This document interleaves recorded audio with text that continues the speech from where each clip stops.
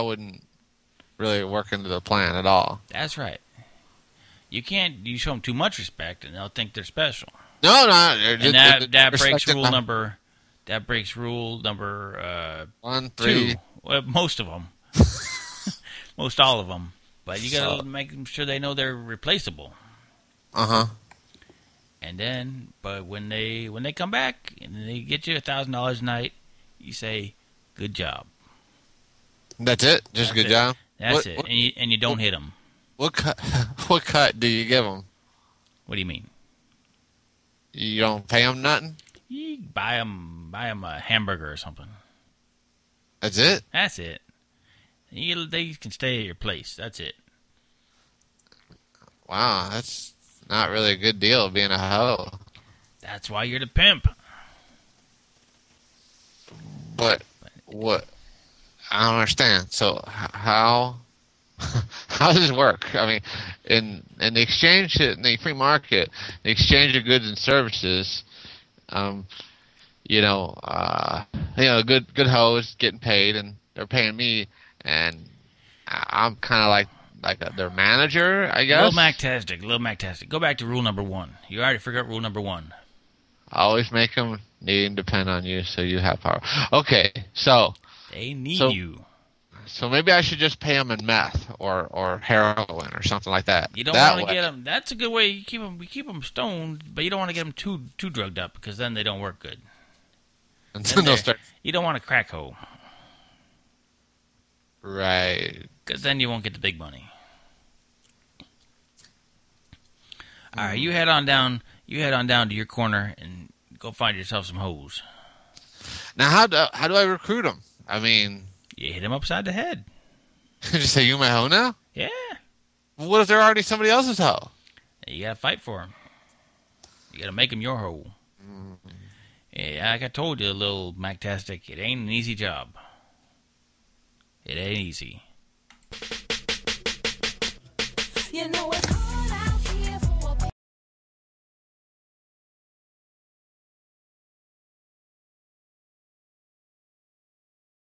just dropping shit. You know it's hard out here for a pill. When they tryna get this money for the rent, for the Cadillacs and gas money spent, we'll have a whole lot of bitches dropping shit. In my eyes, I done seen some crazy things in the streets. Got a couple hoes working on the chain just for me, but I gotta keep my game tight like Kobe on game night. Like taking from a hoe, don't know no better. I know that ain't right. Done seen people killed, done seen people deal, done seen people live in poverty with no meals. It's fucked up where I live, but this is how it is. It might be new to you, but it's been like this for years. It's blood, sweat, and tears when it come down to this shit. I'm trying to get rich before I leave up out this bitch. I'm trying to have things, but it's hard for a pimp. But I'm praying and I'm hoping to God I don't slip. You know it's hard out here for a pill. When they tryna get this money for the rent, for the Cadillacs and gas money spent, because a whole lot of bitches dropping shit. You know it's hard out here for a pill. When they tryna get this money for the rent, for the Cadillacs and gas money spent, we'll have a whole lot of bitches dropping shit. Man, it seems like I'm ducking, dodging bullets every day. Niggas hating on me cause I got hoes on the tray, but I gotta stay paid, gotta stay above water. Couldn't keep up with my hoes, that's when shit got harder. North Memphis where I'm from, I'm 7th Street bound, where niggas all the time end up lost and never found. Man, these girls make me through things, leave a big headache. I'm hoping every night they don't end up being dead. Wait, I got a snow bunny and a black girl too. You pay the right price and they'll both do you. That's the way the game goes, gotta keep it strictly pimpin'. Gotta have my hustle tight, make it change off these women here. It's hard out here for a pill. When they tryna get this money for the rent, for the Cadillacs and gas money spent, because a whole lot of bitches dropping shit. You know it's hard out here for a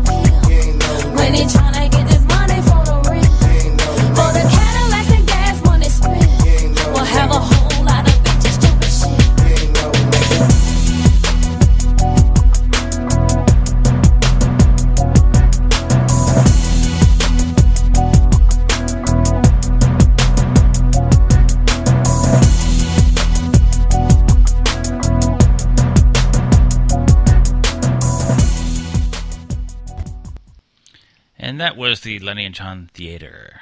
Yeah, so now when I go down to Baltimore, I know what to expect. That's right. You know all the rules of pimping. All the rules of the game of hoes. That was acting. Now, Or a couple of I hope master all of you guys, thespians. all you future pimps, got that down. Now I'm sure Engineer Ron will be able to pick up some train hose and maybe retire and make them work for him. Probably hard to find some work on the tracks, though, I'm guessing. I'm sure there's hose down there. On the tracks? Train tracks? Train track hose? What are they? Wait for a train to come by? I don't know. There's hose at The truck the stops. Yeah, the truck stop. stops. I can't imagine, they're hanging out at the, what do they call the train place there?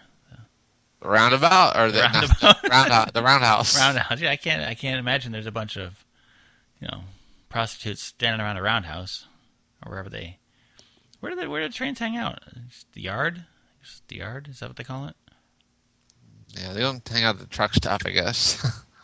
Probably more business at the truck stop. Ron says they have hobos in the chat room there. How much does a hobo cost, I wonder? Get a handy from a hobo. Hobo. Yeah, I'll pass. We'll pass on that one. You know, make him put a glove on or something, maybe. Oh, man. Craziness. All right, so another great delve into the Lenny and John Theater of the Mind. Theater of the Mind, yeah. So this past week, Lenny, we had the season premiere of what the hell you call it? Bering Sea Gold. Oh, yeah? Under the Ice. How was that? It was, it was all right. What they do now, I guess, the Bering Sea freezes over. We know that. Well, here's the thing, though. Those people are stupid, and We already knew that, though, Lenny. They brought that out in the first episode of season 1. But they, I guess, it freezes over, and it gets like 4 or 5 feet thick, the ice.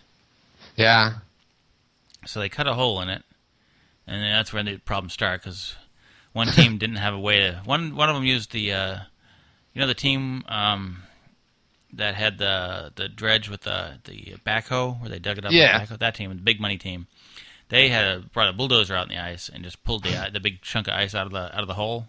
They drove a bulldozer on the ice? The ice is 4 or 5 feet thick. Yeah, it can pretty much... It can handle anything. So yeah, they drove the bulldozer out there and just pulled this big chunk of ice out of the hole. Okay. And then they set up like a tent and all their equipment over it. They had a pretty good setup. They had a big tent with their all their equipment and heaters and generators and all that stuff. So they were good to go. These other guys didn't even have a chainsaw to cut the ice with. They had the augers, and so they just put a whole bunch of cuts with the augers. What were they going to do? Fish? They're gonna... Well, they just did a whole bunch of holes all the way around to cut the hole instead of just making one auger cut and then going with the chainsaw. Yeah. And the reason for that was they had not funded a chainsaw. So they did that, and then they had to use a pickup truck to try to pull that big block of ice up. And that was not...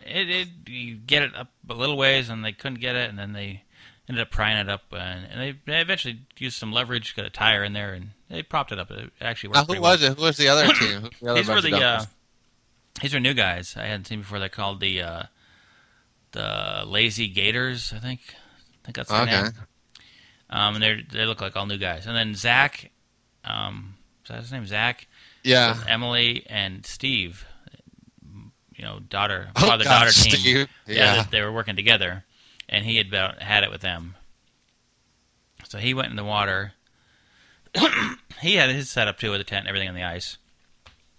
And he went in the water, and his air hose broke off or whatever, so he lost air underwater. So he came up and he took off for a walk because he had about had it with Emily and Steve. The other ones had a little trouble getting. Oh, they there's always this the drama with them that they're always doing something wrong. You always have with the diver, you have the guy that's talking to him that's always watching his air and constant communication, right? Well, that guy decided to go off and look and see how much gold they were getting. In the meantime, the diver that was in the water was saying, "I'm getting really cold," and nobody was talking to him. So hypothermia was setting in, and they weren't, because they sent in warm water to keep him warm, and nobody was listening to him. So he just about froze, and then he couldn't find his way back up. Eventually, he found his way up, but She's gonna die. It's just nuts, and they're all, safety is not the number one priority with these guys. No. But they found that was the lazy gators. They found 28 grand first day, the first day or so. Hey, that's a good haul for one day. Yeah, and the other teams didn't even bother doing a clean out because they saw so little gold. So they were on the gold, and they were really bringing it in. And they had those lazy gators that spent the least amount of money for their setup. They had like all the small stuff, and they built their stuff out by hand, and it was all. But they were bringing the big bucks. But were lazy gators? Were they divers from down south? I don't know where they came from. I mean, obviously they weren't from Nome, and I think they just they down south, the lower 48. I'm not sure where though. They could have been Florida. I mean, I don't know. I don't know where the gator thing came from. Got ya. But they were. It was all right. They were. There was a lot of. The weird thing is when they dive down, they're doing. It's almost like the water's almost not even deep enough for them to stand up because the ice is so deep. Right. And they're basically in about 10 feet of water. They're not too far off the shore, and they're probably at 10 feet of water. But the 4 feet of ice leaves them about 6. Look like about 6 feet or so of room. Ah, Yeah. Interesting. It actually looked, aside from being under the ice, it looked safer than when they're doing it in the open water, where the waves and everything was, the boat was moving and everything. It looked. Oh. And it's because the water's calm and not moving because it's all frozen. So. All right. But it's really cool. I said it's 28 degrees. I think the water temperature. So that's pretty chilly. Oh yeah, that's chilly. I don't like being cold. I don't know about you, but I do not like being cold. No, it is. It's hard to concentrate. Is it? That makes it. Oh yeah. Well, I mean, I guess you don't stay that cold because they get the warm water running into your suit. So. Yeah. But if you lose that water, I guess it gets cold quick. Yeah, it does. And I guess depending on how far they stray on their line, the more their umbilical line that's in the water, that water acts the hose acts as a heat exchanger with the ocean water, and that warm water that's coming to them cools on the way to them. So the more they have in there, the cooler it gets by the time it gets to them. So I guess it said it starts off at like 100 degrees, and by the time it gets to them, depending on how much they have in there, it could be significantly cooler. So it's not gonna help them out much. But let's see how it goes. The guy, I forget the guy's name from last year, that got fired. He's not on the show this year. So, or he's not in the Under Ice show. Which one? The one that kicked off, fired the jerk? Steve. Yeah, the jerk guy. captain. Yeah, the jerk captain. I don't remember what his name was, but we'll see how it goes. Hopefully it'll get good, man. Get a little more interesting. See, put in some drama with Zach and Emily. Again, hopefully.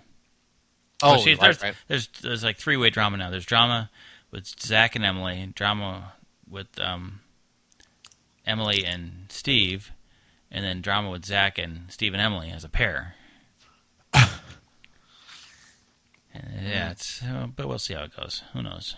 Hopefully it'll get a little bit better. And then, of course, I talked about last year, the Gold Rush. They're down in South America. Now, that one looks like it's going to be good because it's all, it's all new. It's jungle, so it's not the. They're all dumping mercury on everything. Mercury. Well, they're not doing mercury, but the other folks are doing mercury. So we'll see how it goes. Should be good. So what else? What else do we have in the news these days? Neil Armstrong was stripped of his 7 tour de moons and died. That's awful. Now, what do you know the actual story with Lance Armstrong? What happened? Here's the funny thing about that. Okay, so